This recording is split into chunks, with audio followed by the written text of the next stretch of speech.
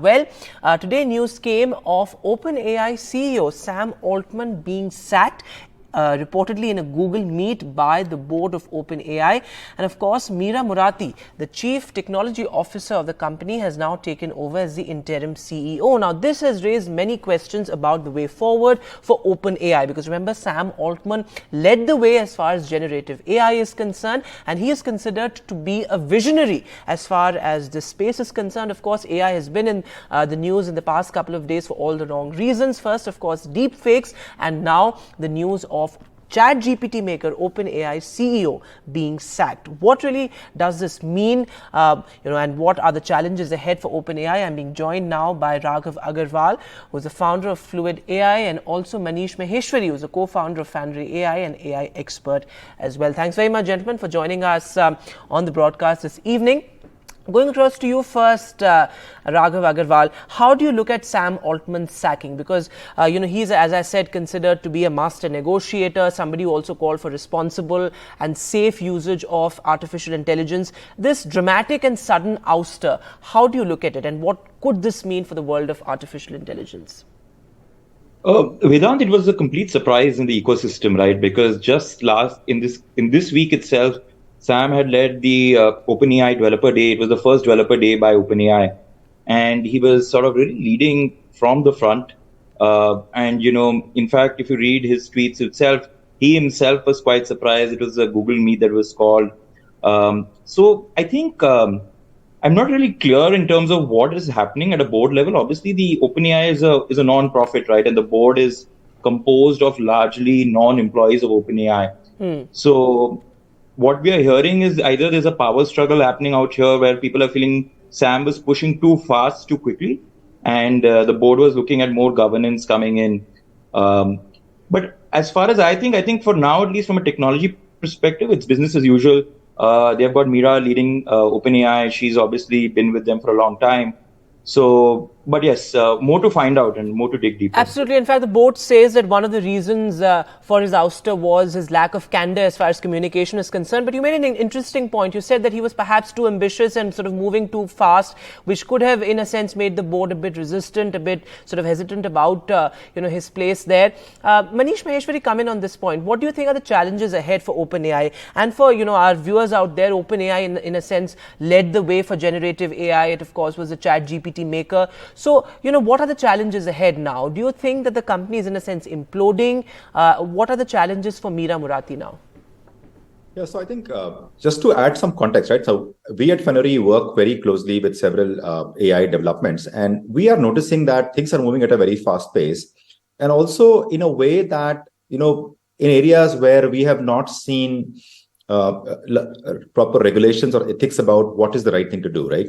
So to my mind, see, there is also this whole thinking about why this change happened, right? So I can think about two reasons. One is, of course, the personality reason, which is basically Sam as a leader versus the other people on the board and also the other co-founder, which is Ilya. That could be a personality clash issue. But the bigger issue is, in my mind, is more about ideological debate between, what is the right thing to do technologically versus what is commercially attractive thing to do. Right now, OpenAI has been a leader in terms of commercializing and also making AI mainstream. AI has been there for many years, and large companies like Google, Microsoft, everyone has been investing in it. But it was OpenAI which really revolutionized it.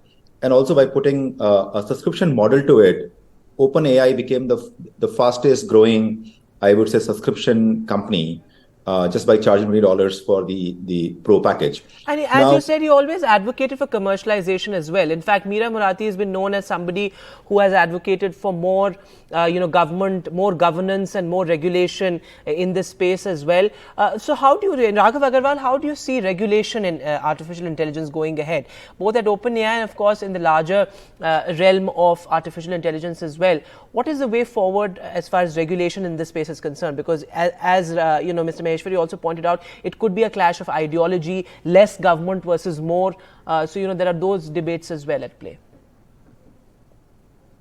So, if you look at it, essentially, what really changed the game for OpenAI was the partnership with Microsoft, right? Where they gave them a whole lot of compute power and they sort of then said, we'll have to commercialize it. OpenAI is still a non-profit. The whole core is a non-profit, but they've carved out this for-profit structure, which is a partnership with Microsoft. So it's a sort of interesting aspect.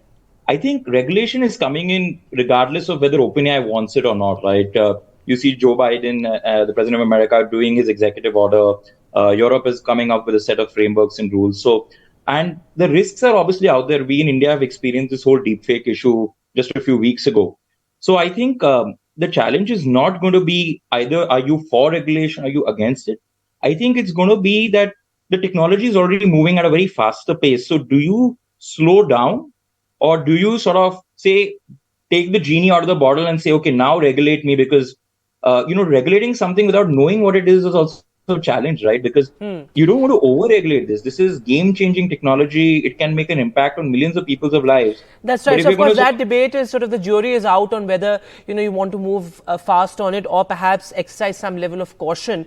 But, my last question to you, Manish Maheshwari, do you think AI can progress, or, this whole thing about one man being indispensable to artificial intelligence? Do you think, because some experts say that one man is not indispensable when it comes to artificial intelligence. It's much bigger than that. How do you see that debate? Do you think Sam Altman's sacking will have an impact on the larger AI space?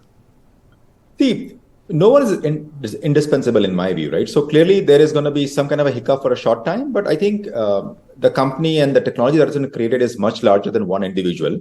And clearly Sam has an outsized personality. He's very well known. He has been the face of AI now for the last 1 year.